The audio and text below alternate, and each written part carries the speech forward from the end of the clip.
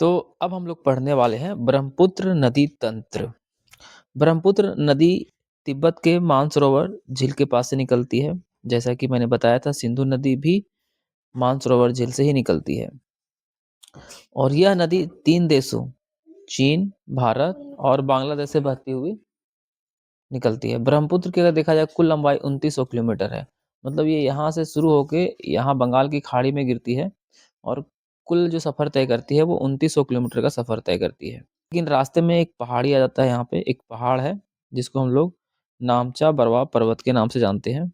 ये नामचा बरवा से टकरा के और भारत की तरफ मुड़ जाती है और ये भारत के अंदर लगभग 916 किलोमीटर का सफ़र तय करती है। तो भारत में जो इसकी कुल लंबाई है ब्रह्मपुत्र नदी की, वो 916 किलोमीटर है। और सबसे महत्वपूर्ण बात, भारत की सबसे चौड़ी नदी ब्रह्मपुत्र है। ब्रह्मपुत्र के अन्य नाम भी हैं। तिब्बत में हम ब्रह्मपुत्र नदी को यारलुंग सांगपो के नाम से जानते हैं।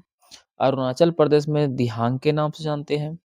असम में ब्रह्मपुत्र ही मानते हैं या जानते हैं। और बांग्लादेश में हम इस नदी को जमुना नदी के नाम से जानते हैं।